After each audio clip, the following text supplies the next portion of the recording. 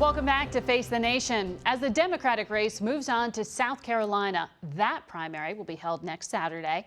We have a CBS News battleground tracker out this morning, and it shows former Vice President Joe Biden on top of the field there with 28% support of likely Democratic primary voters.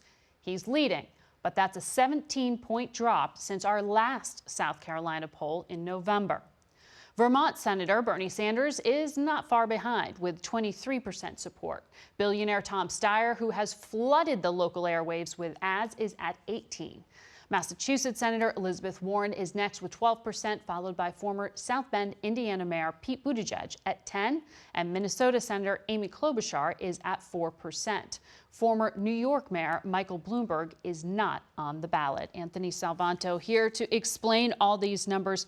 What more can you tell us about how the primary is shaping up? So underneath that shrinking lead for Joe Biden you just described is two big things. One is, while he's still on top with African-American voters who will make up most of the Democrats in this primary, that lead is so much smaller now. And he's got to share a lot of that support now with Bernie Sanders and with Tom Steyer. Also, when you look at who black voters think understands their concerns, well, that's still Joe Biden, but it's also increasingly Bernie Sanders, they say, and also Tom Steyer. The other part of this is, frankly, not winning. This is the mechanics of momentum that all the pundits talk about. Voters in South Carolina say they think it's less likely that Joe Biden will ultimately win the Democratic nomination. So that makes them start to look at other candidates and think, okay, what is it that those voters in those other states know that we should maybe reassess?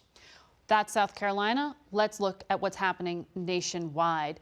Right now, Bernie Sanders is on top with 28% support of likely Democratic primary voters. Elizabeth Warren comes in behind him with 19%, followed by former Vice President Biden at 17%. Former New York City Mayor Michael Bloomberg is sitting out the first four contests, of course.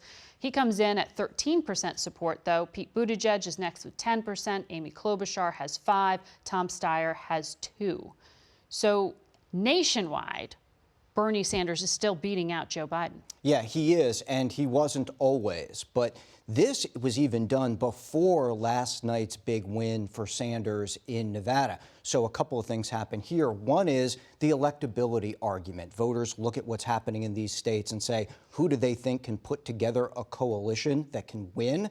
We see that while Joe Biden is still widely seen as having a chance to beat President Trump, Bernie Sanders also is, and quite frankly, when Democrats and others look at a matchup against President Trump across the whole electorate, well, it's tight for all of these Democrats. For Joe Biden, for Bernie Sanders, narrow leads at best over the president, really within the margin of error across all voters.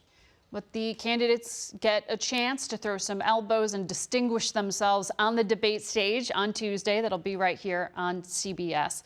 Who succeeds in that arena? Well, debates matter, and voters in this poll have told us that debates matter. One example right there is Elizabeth Warren, who's still doing okay nationally. People told us that they thought her debate performance last time was most impressive, and that could be helping bolster her at least national support. And you also look at, by comparison, Joe Biden's debate ranking was lower than that. So there's a lot of pressure on these candidates heading into that Tuesday debate. All right. Anthony Salvanto, thank you very much.